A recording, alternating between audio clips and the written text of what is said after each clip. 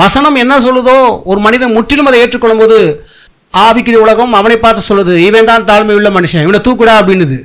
தேவப்பிள்ளைகளே, தாழ்மைனா வேற என்னமோ நினச்சிட்டு இருக்காருங்க. பாஸ்டர் சொல்லுவார், சட்டையை கிழிச்சு போட்டு நிற்பது தாழ்மை. அது தாழ்மை இல்லை.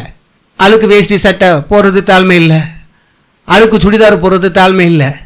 ஐயோ நான் அப்படி வந்து விட்டேன், கொஞ்சம் பளபளன்னு போட்டு வந்தேன்னா அது வேற மாதிரி. கொஞ்சம் அழுக்காக போட்டால் தான் தாழ்மை, கொஞ்சம் அழுக்கு சிலையை போட்டு வந்தால் தான் தாழ்மை. பக்கத்தில் எவனும் உட்கார மாட்டாங்க. தேவப்பிள்ளைகளே, நல்ல சேலை போடுங்க, நல்ல ட்ரெஸ்ஸை போடுங்க. அதை சொல்லவில்லை கர்த்தர். கர்த்தர் சொல்கிறார், இப்போ என் வசனத்தை எவன் வந்து அப்படியே ஏற்றுக்கொள்கிறானோ அவன் தான் தாழ்மையானவன். தாழ்மையிலவனை கர்த்தர் தூக்கி நிப்பாடுவார். ஏன் அப்படின்னா, எதன் அடிப்படையில் அது தாழ்மைன்னு சொல்லப்படுது அப்படின்னா, தன் சுய கிரியைகளை நிறைய பேர் என்ன பண்ணுவான்னா பெருமை பாராட்டுவான்.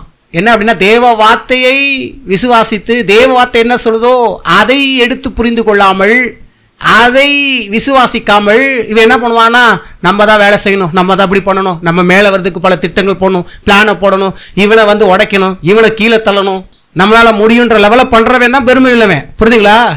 அப்படி போகிறான் பாருங்க. இதெல்லாம் பழைய மனுஷனுடைய விஷயம். இப்போ தேவ பிள்ளையை பார்த்து கர்த்தர் சொல்றாரு, இப்போ என் வார்த்தை விசுவாசித்தானா இது வேலை செய்ய ஆரம்பிக்கும். நீ கஷ்டப்படாத, நீ பாட்டு வேலை பாரு, அது பாட்டு வேலை செய்யும், அது பாட்டு அது வேலையை உனக்கு செய்யும்.